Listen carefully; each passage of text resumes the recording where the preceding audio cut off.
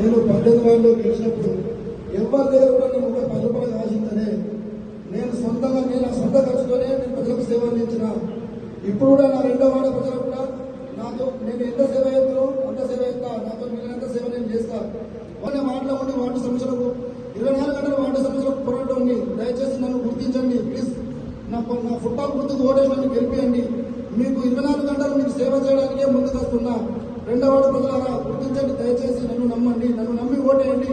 మీ vote వృధా కాదు, వేరే వాళ్ళకు ఓటేస్తే మీ ఓటు వృధా అయిపోతుంది. దయచేసి నమ్మండి. మీకు అభ్యంతరం ఉంటే పక్కనే మీ 2వ వార్డు పక్కనే 18వ వార్డు రిజిస్టర్ ఆఫీస్ నుంచి హౌసింగ్ బోర్డుకు రోడ్డు ఎంత కొట్లాడి వేయించిందో 40 సంవత్సరాలుగా రోడ్డు లేకుంటే నేను జీవరెడ్డితో మరి ఇద్దరితో కొట్లాడి మరి వేయించిన రోడ్డు మీకు అందరూ తెలుసు. డ్రైనేజ్ విషయం మన గుట్ట చుట్టూ మొత్తం డ్రైనేజ్ కల్పించిన. మరి మీకు ఎటువంటి సమస్య వచ్చినా మీ దగ్గర ఉండి మరి మీ కుటుంబంలో ఒకళ్ళ మీ సమస్యలను పరిష్కరించిన. ఇప్పుడు కూడా అలాగే 2వ వార్డు ప్రజలు కూడా మీ మనిషిని అనుకునే నేను ఉంటా. వారందరి కష్టసుఖాల్లో పాల్గొంటా.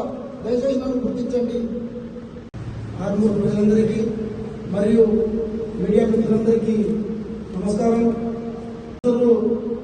మీకు చేయాల్సింది ఏంటంటే ఇక్కడ కాంగ్రెస్ పార్టీ కార్యకర్తలకు ఎంత అన్యాయం జరుగుతుందో నేనే మరి దానికి ప్రతిరూపం.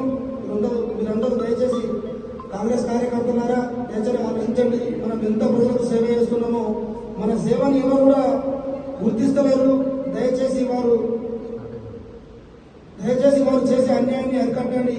మరియు కాంగ్రెస్ పార్టీ వారికి నేను ఎంత సేవ చేసిందో మీరందరూ గుర్తు. వారి కోసం ఏది ఆశించకుండా నేను ప్రజలకు వెళ్ళి ప్రజల గురించి వారి సమస్యలను తీర్చుకుంటూ వచ్చిన. మరి ఇప్పుడు వారు నన్ను గుర్తించకుండా మరి నా మీద ఒక్క ఏ రిమార్క్ కూడా లేదు. నన్ను మరి ఎందుకు పార్టీ నుంచి నాకు అన్యాయం చేసిన నాకు అర్థమవుతలేదు. మీరు ఒకటి గ్రహించండి. ఆర్మూరు ప్రజలారా మీరు కూడా గ్రహించాలా.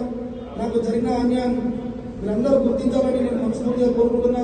అలాగే నా 2వ వార్డు ప్రజలారా నన్ను పార్టీ వాళ్ళు నన్ను గుర్తించకపోయినా మీరు నన్ను గుర్తిస్తారన్న నమ్మకంతోనే నేను ఈరోజు ఫుట్బాల్ గుర్తుతో మీ ముందుకు వస్తున్నాను. దయచేసి నన్ను గెలిపించండి.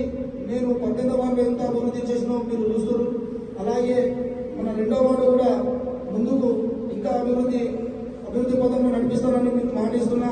ప్రజలందరూ నన్ను నమ్మి ఫుట్బాల్కు ఓటేసి నన్ను గెలిపిస్తారని ఆశతో ముందుకెళ్తున్నా. వారు చేసిన మోసాన్ని మీరు గ్రహించి నాకు న్యాయం చేయండి. దయచేసి నాకు న్యాయం చేస్తేనే మీరు కాంగ్రెస్ పార్టీకి బుద్ధి చెప్పిన వాళ్ళైతే మీరు దయచేసి ఒకటి ఆలోచించండి ప్లీజ్. నేను రిక్వెస్ట్ చేస్తున్నా.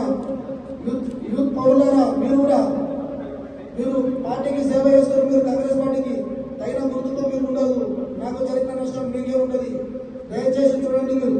నేను ఇదొకటే చెప్తున్నా, ఎవరిని నమ్మకండి. దయచేసి ఎవరిని నమ్మకండి. ఓటు వేసేటప్పుడు చాలా జాగ్రత్తగా ఆలోచించి మరి మాలాంటి కష్టపడి యువకులకు మరొకసారి మీరు అవకాశం ఇవ్వాలి. మేము ప్రజా సేవలో ఉంటాం, ప్రజల సేవకే అంకితమవుతాం, ప్రజల కొరకే మాకు కొట్లాడతాం. కాబట్టి మాలాంటి వాళ్ళని గెలిపించుకోండి. మీరు తప్పకుండా మీరు న్యాయం చేసిన వాళ్ళు అవుతారు. మాలాంటి వాళ్ళని మీరు గుర్తించకుంటే మీరు ఆర్మూరు మొత్తానికి అన్యాయం చేసిన వాళ్ళైతే దయచేసి గ్రహించండి. నేను బీటెక్ స్టూడెంట్ని. మరి నాకు ఏం తక్కువని చెప్పి నాకు ఈరోజు డిఫైన్ చేయలేదు. వాళ్ళు నేను ఇక్కడ ఏమన్నా అన్యాయం ఎవరికైనా చేసినా మరి తిరిగిపోతే మాకు చెప్పండి. మరి కాంగ్రెస్ పార్టీ ఏం అన్యాయం చేసినాడు ఇవన్నీ చూపిస్తాను నేను. మరి నేను ఎవరికి అన్యాయం చేసినా మరి 2వ వార్డు ప్రజలకు ఏమైనా అన్యాయం చేసినా మన ఏదైనా నా మీద ఏమైనా రిమార్క్ ఉందా మరి చూడండి. మీరు దయచేసి 2వ వార్డు ప్రజలంతా గమనించి ఫుట్బాల్ ముందు ఓటేసి నన్ను గెలిపిస్తారనే ఆశతో మీ మీద ఉన్న నమ్మకంతో నేను ముందుకు వస్తున్నా. దయచేసి నన్ను నమ్మండి. ఫుట్బాల్ ముందు ఓటేసి నన్ను గెలిపియండి. Thank you.